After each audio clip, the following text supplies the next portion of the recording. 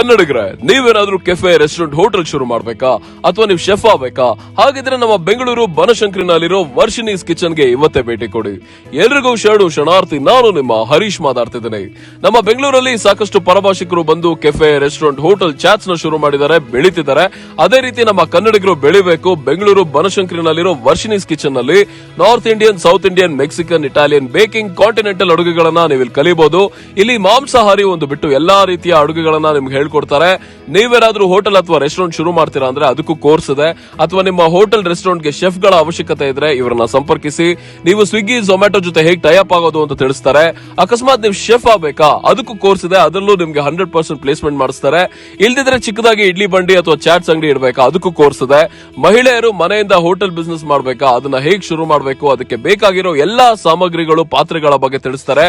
ಮತ್ತೆ ನಿಮ್ಗೆ hotel business ಗೆ ಹೇಗೆ ಸಾಲ ತಗೊಳ್ಳೋದು, ಅದರಲ್ಲೂ ಕೇಂದ್ರದಿಂದ ಸಾಲವನ್ನ ಹೇಗೆ ಪಡ್ಕೊಳ್ಳೋದು ಅಂತ ತಿಳಿಸ್ತಾರೆ. ಇಲ್ಲಿ ಕಲಿನರಿ ಕೋರ್ಸ್ ಸಹ ಇದೆ. ಅದನ್ನ ನೀವು ಮಾಡಿದ್ರೆ ಹೊರ ದೇಶಗಳಲ್ಲಿ ಪ್ಲೇಸ್ಮೆಂಟ್ ಮಾಡಿಸ್ತಾರೆ. ಇವರ ಸಂಪರ್ಕ ಸಂಖ್ಯೆ ಮತ್ತೆ ಇವರ ವಿಳಾಸ ವಿಡಿಯೋದಲ್ಲಿ ಮತ್ತೆ ಕ್ಯಾಪ್ಷನ್ ಅಲ್ಲಿ ಇದೆ. ಒಟ್ಟಿನಲ್ಲಿ ಏಜ್ ಲಿಮಿಟ್ ಅನ್ನೋದು ಏನೂ ಇಲ್ಲ. ಹಾಗಾಗಿ ಬಂದು ಇಲ್ಲಿ ಭೇಟಿ ಕೊಡಿ. ನೀವು 10ನೇ ತರಗತಿ ಪಾಸ್ ಆಗಿದ್ರು ಈ ಕೋರ್ಸ್ ಗಳನ್ನ ಕಲಿಬಹುದು. ನಿಮ್ಮ ಸ್ನೇಹಿತರು ಯಾರೆಲ್ಲ ಹೋಟೆಲ್, ಕೆಫೆ, ರೆಸ್ಟೋರೆಂಟ್ ಬಿಸ್ನೆಸ್ ಮಾಡ್ಬೇಕು ಅನ್ಕೊಂಡಿದಾರೋ ಅಥವಾ ಶೆಫ್ ಆಗ್ಬೇಕು ಅನ್ಕೊಂಡಿದಾರೋ ಅಥವಾ ನಿಮ್ಮ ಸ್ನೇಹಿತರು ಹೋಟೆಲ್ ಮ್ಯಾನೇಜ್ಮೆಂಟ್ ಮಾಡಿದ್ರೆ ಅವ್ರಿಗೆ ವಿಡಿಯೋನ ಕಳಿಸಿ. ಅವ್ರಿಗೆ ಬಹಳ ಉಪಯೋಗ ಆಗುತ್ತೆ.